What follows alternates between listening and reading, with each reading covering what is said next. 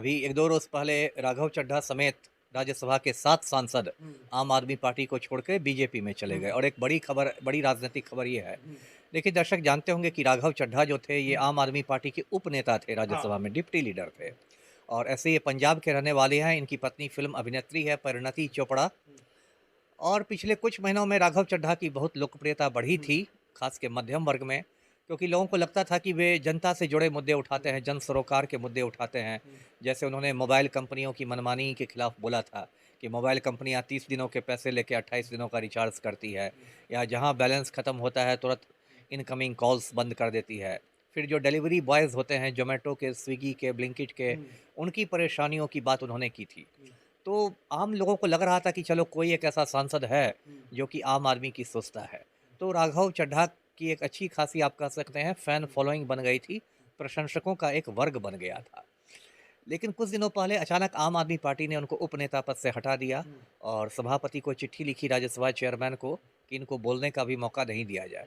उसी समय ये चर्चा तेज़ हो गई कि राघव चड्ढा बीजेपी में जा सकते हैं और उन्होंने कहा भी था, राघव चड्ढा में ने कहा कि घायल हूँ इसलिए घातक हूँ। और अभी 1-2 रोज़ पहले तो चले ही गए 7 लोगों के साथ। राघव चड्ढा गए, स्वाति मालीवाल गई, हरभजन सिंह गए, अशोक मित्तल गए, है ना? अब देखिए, ये जो कुछ हुआ है इसको मैं बहुत अच्छा नहीं मानता, लोकतंत्र के लिए अशुभ मानता हूँ मैं, जो ऑपरेशन लोटस हुआ है और जो आप में तोड़-फोड़ मचाई गई है। लेकिन आम आदमी पार्टी ने जिस तरह से कार्रवाई की राघव चड्ढा पे, ये पहले क्लियर हो चुका था, आम आदमी पार्टी को समझ में आ गया था कि ये कुछ करने वाला है। कुछ भनक तो मिल गई होगी ना, ऐसा थोड़े है। कुछ भनक तो मिल गई होगी आम आदमी पार्टी को कि राघव चड्ढा और बीजेपी के बीच कुछ खिचड़ी पक रही है। लेकिन देखिए, ये मतलब एक अजीब बात है कि इनको हटा के जिसको अशोक मित्तल को बनाया गया वो भी भाजपा में चले गए। और अशोक मित्तल का तो मामला और अजीब है। अभी 10-11 दिन पहले उनके घर ईडी ने रेड किया था, है ना? प्रवर्तन निदेशालय का छापा पड़ा था अशोक मित्तल के यहाँ और अब वो भाजपा में चले गए। तो ये भी बहुत गलत मैं मानता हूँ कि जिस तरह भारत सरकार की एजेंसियों का दुरुपयोग हो रहा है भाजपा के चुनावी फ़ायदों के लिए, कि आपके यहाँ ईडी ने रेड डाला, ईडी ने फाइल खोल दी, ईडी ने केस कर दिया, फिर आप बीजेपी में चले जाइएगा तो आप वॉशिंग मशीन में धुल जाइएगा, फिर ईडी आपकी फाइल बंद कर देगी। तो लेकिन ये समस्या राघव चड्ढा और स्वाति मलीवाल के साथ और हरभजन सिंह के साथ तो नहीं है। ये कैसे आप कर सकते हैं? फ्यूचर के लिए धमकाया गया हो, भविष्य के लिए धमकाया गया हो, है ना? मान लीजिए, एक बात मैं कहता हूँ, जो तड़ीपार गृह मंत्री हमारे हैं, उन्होंने राघव चड्ढा को, स्वाति मालीवाल को या हरभजन सिंह को भी धमकी दी हो कि आज अशोक मित्तल के घर जो ईडी गई है, कल आपके यहाँ जा सकती है। एक तो धमकी वाला ये है, दूसरी बात क्या होती है कि लालच दिया जाता है ना? चाणक्य नीति में 4 चीज़ें हैं ना, साम, दाम, दंड, भेद। तो लालच भी है ना, दाम। मान लीजिए, देखिए फरवरी में 10-11 महीने बाद आपको पंजाब में चुनाव है, विधानसभा चुनाव है। मान लीजिए भाजपा ने कह दिया और राघव चड्ढा को कि आप हमारे साथ आइए, यदि हमारी सरकार बनेगी तो आपको हम सीएम बना देंगे। हरभजन सिंह को कहा गया होगा आप डिप्टी सीएम बन जाइएगा। बहुत सारी चीज़ें होती हैं, लेकिन ये जो कुछ हो रहा है ये एक ट्रेंड ठीक नहीं है और आम लोगों में भी एक तरह से निराशा का भाव है। देखिए, 1-2 रोज़ में राघव चड्ढा ने 2 मिलियन फॉलोअर्स लूज़ कर दिए हैं। इसका मतलब लोगों में बहुत अनफॉलो कर दिया लोगों ने उसको सोशल मीडिया। वही बात मैंने कही, अनफ़ॉलो कर दिया 2 मिलियन 20 लाख लोगों ने। तो ये तो दिखाता है कि एक आम आदमी खुद को बहुत ठगा महसूस कर रहा है। कह रहे हमने आप में इतना विश्वास किया, हमने सोचा कि आप बाकी सांसदों से अलग हैं, आप भी तो वही निकले, है ना? राघव चड्ढा बोल रहे हैं कि मैं गलत पार्टी में था, अच्छा आदमी होकर गलत पार्टी में था। वो तो बोलेंगे ही ना। और उनके पुराने वीडियो वायरल हो रहे हैं जिसमें वो बीजेपी को गुंडों की पार्टी कह रहे हैं। अब कौन सत्य हरिश्चंद्रों के बीच चले गए हैं राघव चड्ढा?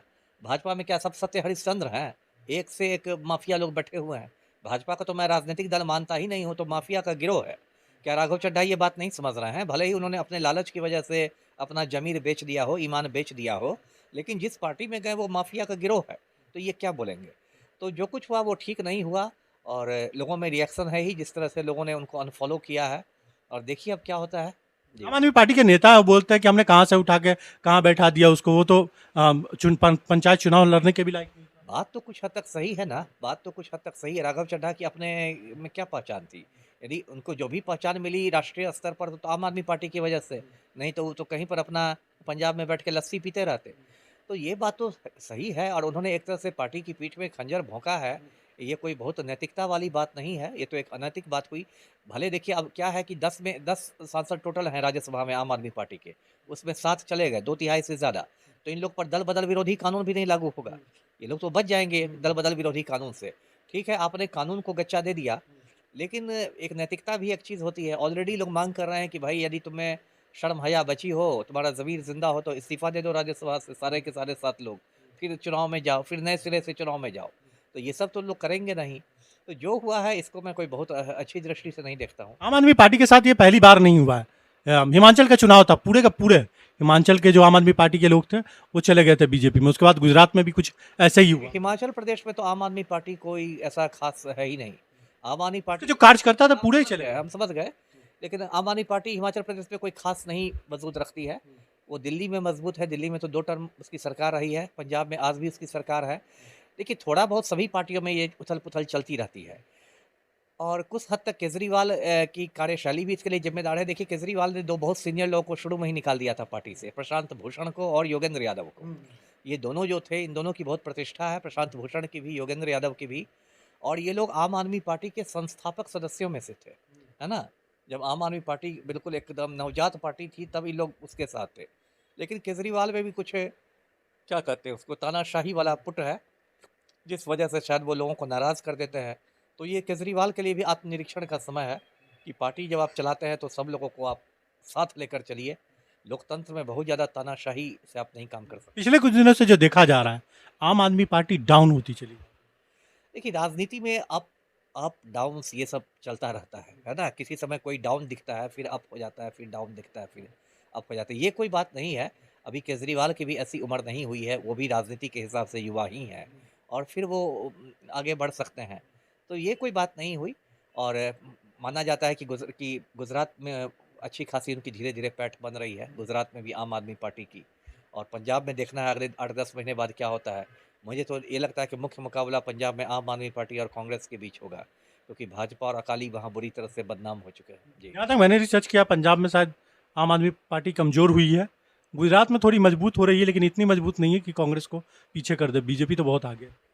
हाँ, ठीक है, लेकिन चौंकाने वाले नतीजे भी आते हैं। पिछली बार पंजाब के चुनाव में कोई नहीं सोचा था कि आम आदमी पार्टी की सरकार बन जाएगी, अपने दम पर, अपने दिल्ली में भी नहीं सोचा था कि आम आदमी पार्टी की सरकार गिर जाएगी। वो है, इसलिए राजनीति में देखिए चौंकाने वाले नतीजे सब आते रहते हैं और इसमें कि आम आदमी पार्टी में केजरीवाल को मुझे लगता है कि आत्मनिरीक्षण करना चाहिए और भविष्य में जिन लोग कोई लोग भेजते हैं राज्यसभा में या कहीं भी, तो बहुत उनको क्या मैं कहूँ ठोक बजा के भेजना चाहिए कि जिनकी कुछ प्रतिबद्धता हो, कुछ कमिटमेंट हो। गलती कहाँ हो जा रही है इन लोगों से? अब गलती तो इसे मैं क्या कहूँगा, गलती तो यही ना कि आप आदमी पहचानने में गलती कर रहे हैं। अब हरभजन सिंह का क्या बैकग्राउंड है? वो तो किसी एंगल से आम आदमी नहीं है। हाँ। वो तो नेशनल क्रिकेटर थे। नहीं भी कुछ हो तो पचासों करोड़ के तो मालिक होंगे ही, जितना क्रिकेट खिलाड़ियों पर पैसा बरसता है। तो आपने उनको क्यों भेज दिया? सिर्फ़ देख के कि हरभजन सिंह हैं, भज्जी हैं, इसलिए भेज दिया। तो अब भोगिए उसकी सज़ा भोगिए।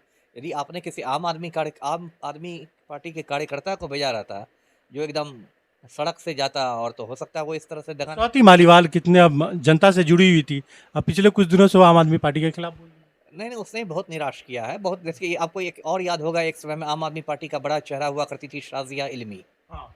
शाज़िया इल्मी, है ना? वो उत्तर प्रदेश के एक बड़े पत्रकार फ़ैमिली से सियासत अख़बार, उसकी फ़ैमिली सियासत अख़बार निकालती है शाज़िया इल्मी की।